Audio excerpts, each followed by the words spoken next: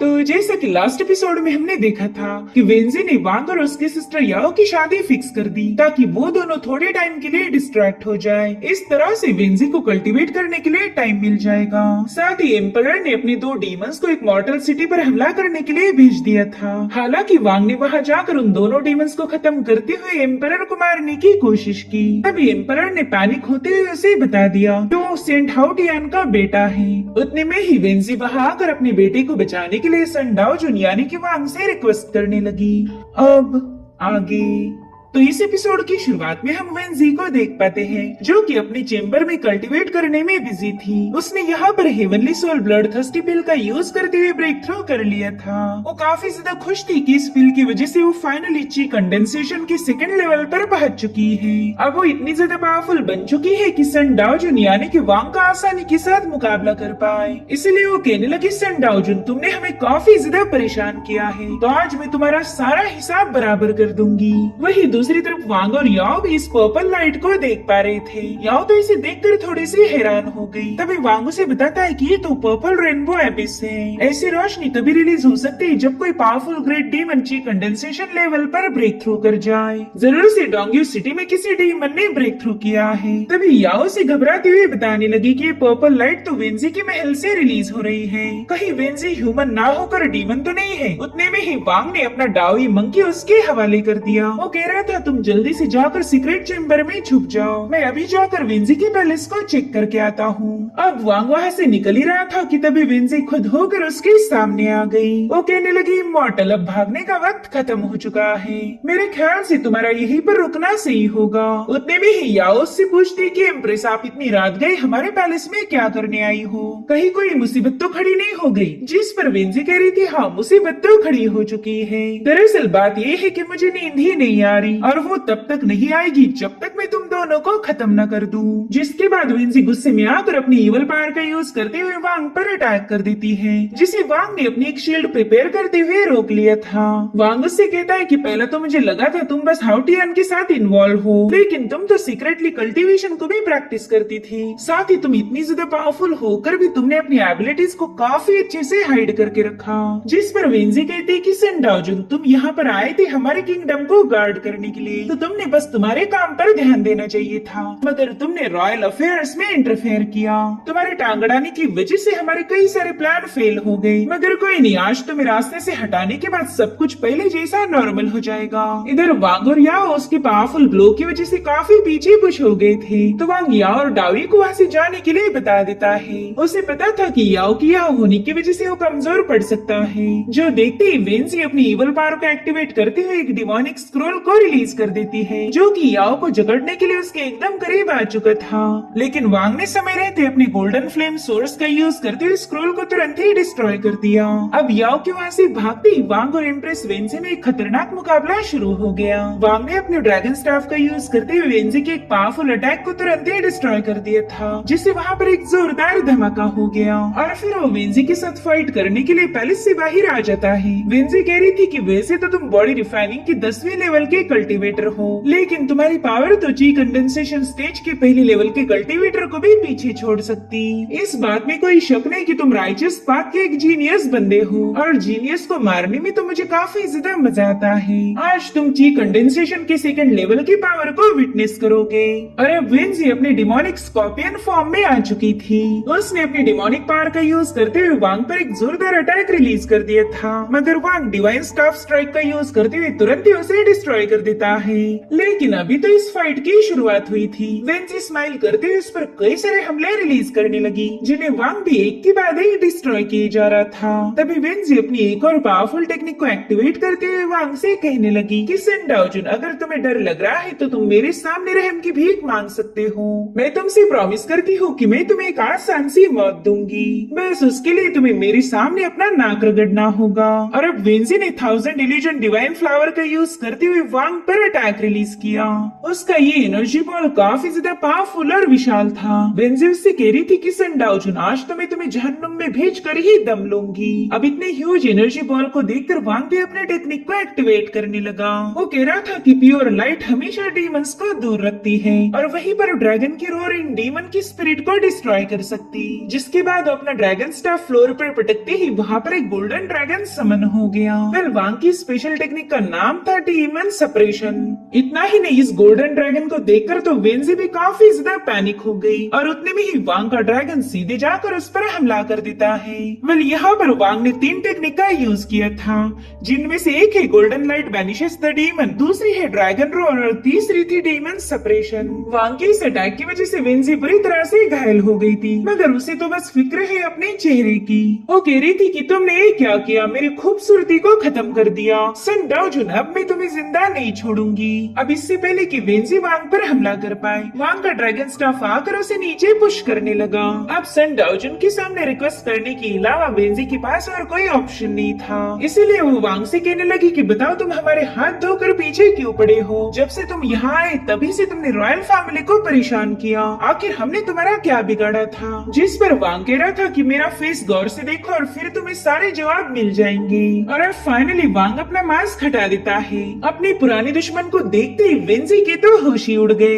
उसे तो अभी तक यही लगता था कि वांग यन मर चुका है। वहीं पर वांग उससे कह रहा था, वेंजी तुमने मेरे पेरेंट्स को बेरहमी से खत्म कर दिया, जबकि वो इस डोंग्यू किंगडम के एम्परर और एम्प्रेस थे। तुमने उन्हें मारकर उनकी राजगद्दी पर कब्जा कर लिया। क्या तुम्हें कभी लगा था कि उनका बेटा उनका रिवेंज लेने के लिए वापिस आएगा? जो सुनते ही वेंजी जोर जोर से हंसने लगी। वो कह रही थी कि तुम तो उस वक्त एक लूजर थे। उस दिन मैंने तुम्हें खत्म करने के लिए मेरे एक स्नेक डीमन को भेज दिया था। अगर उसकी जगह मैं जाती तो शायद आज मुझे ये दिन देखना न पड़ता। तब तक वांग ने अपना ड्रैगन स्टाफ उसकी पीठ से हटा दिया था। वांग उससे कहता है कि ये सब तुम अकेले नहीं कर सकती थी, इसमें तो हाउटियान भी तुम्हारे साथ इन्वॉल्व था। जिस पर वेंजी हंसते हुए कहने लगी कि हाउटियान के इन्वॉल्व होने या ना होने से कोई फर्क नहीं पड़ने वाला। हमने तुमसे तुम्हारा सब कुछ छीन लिया है, तुम्हारी औकात फिलहाल किसी सड़क छाप कुत्ते से कम नहीं होगी। और क्या तुम्हें वाकई लगता है कि इन 2-4 टेक्निक के दम पर तुम हमें हरा पाओगे?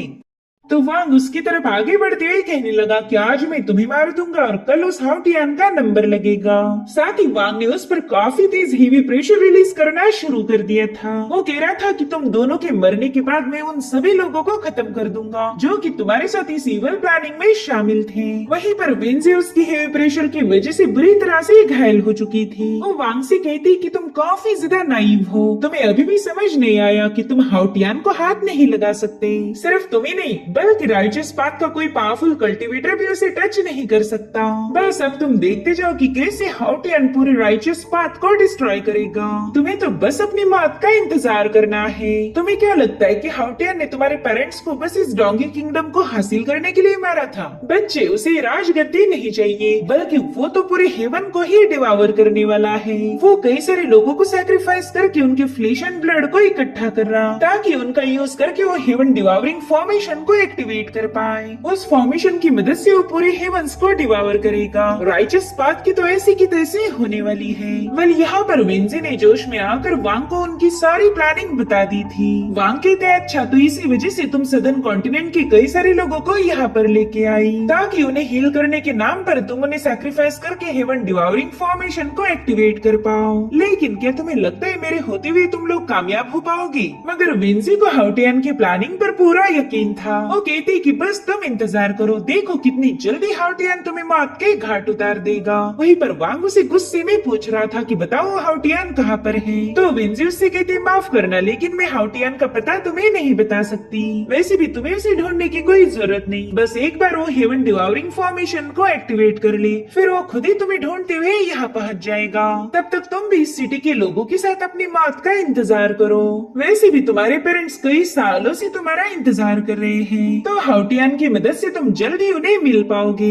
अब उसकी सारी बकबक सुनने के बाद वांग ने अपने ड्रैगन स्टाफ का यूज करते हुए वेंजी पर एक जोरदार अटैक कर दिया और उसके एक ही अटैक में वेंजी का काम तमाम हो चुका था। और उतने में ही युआनचिन वहां आकर वांग पर एक स्नेक अटैक करने की कोशिश करता है, लेकिन वांग ने समय रहते अपने आसपास एक पावरफुल शील्ड क्रिएट कर ली थी, जिसके चलते युआनचिन का एक भी अटैक उसे हिट नहीं हो पा रहा था। युआनचिन उससे कहता है कि तुम आज न कल इस शील्ड से बाहर आ जाओगे और फिर मैं तुम्हें खत्म कर दूंगा। जिस पर वांग कह रहा था युआन चिन तुम भी अपनी ये जिद छोड़ दो, तुम्हें अच्छे से पता है कि तुम्हारी उतनी औकात नहीं जो तुम मुझे मार पाओ। और अब वांग उसके सारे अटैक को डिस्ट्रॉय करते हुए सीधे उसने युआन चिन का मुकाबला करना शुरू कर दिया। वांग के एक ही ब्लो में वो काफी पीछे पुश हो चुका था। तभी युआन चिन गुस्से में आकर अपनी सोर्ड ऑफ 10,000 डिसोल्यूशन टेक्निक को एक्टिवेट कर देता है। तो उसे काउंटर करने के लिए वांग भी अपने ड्रैगन स्टाफ को काफी कूल अंदाज में स्पिन करने लगा। यहाँ पर उसने डीमन स्लेइंग ड्रैगन को समन कर लिया था, जिसे लेकर वो सीधे युआन चेन पर हल्ला बोल देता है।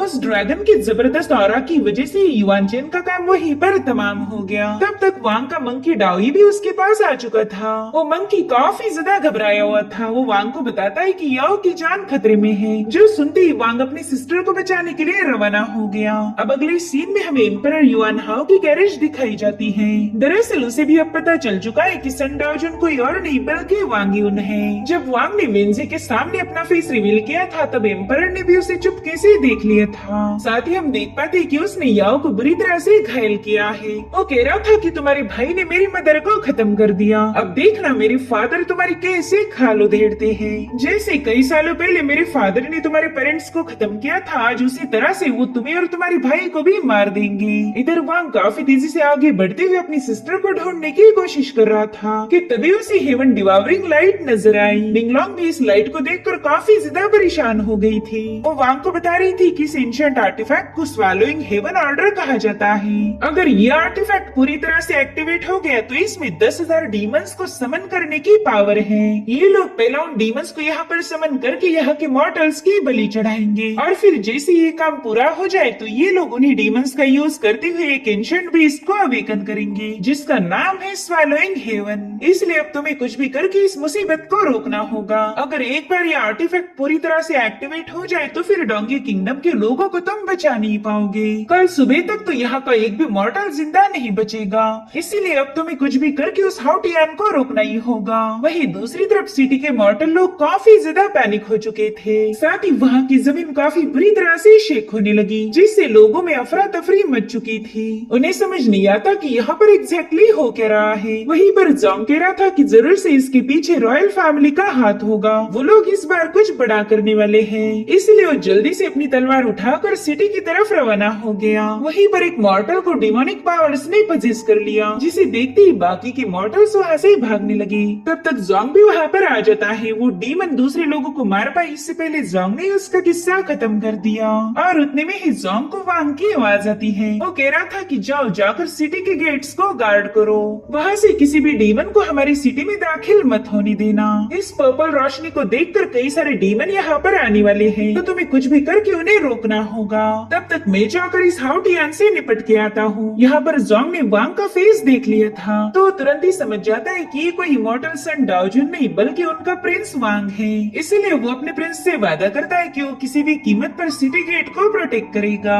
जिसके बाद हमें हाउटियान का अड्डा दिखाया गया, जहाँ पर एम्परर युआन हाओ याओ को लेकर पहुंच चुका था। वो अपने बाप को रोते हुए बता रहा था कि मेरी मदर वेंजे को उस वांग ने खत्म कर दिया। फादर, आपको कुछ भी करके मेरी माँ की मौत का बदला लेना होगा। मगर हाउटियान इस पर कोई रिस्पांस नहीं देता। तो एम्परर उसे बता रहा था कि दरअसल सन डाओजुन कोई और नहीं बल्कि हमारा पुराना दुश्मन वांग यून है। वो यहाँ पर अपने पेरेंट्स की मौत का बदला और अपना तख्त हासिल करने वापिस आ चुका है, लेकिन वो इतने आसानी से अपने प्लान में कामयाब नहीं हो पाएगा। देखिए, मैं उसकी सिस्टर याओ को कैप्चर करके अपने साथ लाया हूँ। जब तक ये हमारे कब्जे में होगी तब तक वांग हमारा कुछ भी बिगाड़ नहीं सकता। जिस पर हाउटियान कह रहा था कि याओ डॉटर ऑफ डेस्टिनी है, ये जरूर से हमारे काम आएगी। इनफैक्ट हम इसे रिफाइन करके अपने हेवन डिवोरिंग फॉर्मेशन में भी यूज कर सकते हैं, लेकिन इसे इतनी आसानी से मारने की कोई जरूरत नहीं। इसका यूज करके हम कई सारे लोगों को यहाँ पर सैक्रिफाइस के लिए लेके आ सकते हैं। और फिर हाउटियान एक मैजिकल विप का यूज करते हुए याओ को उसमें जकड़कर अपने सामने पटक चुका था।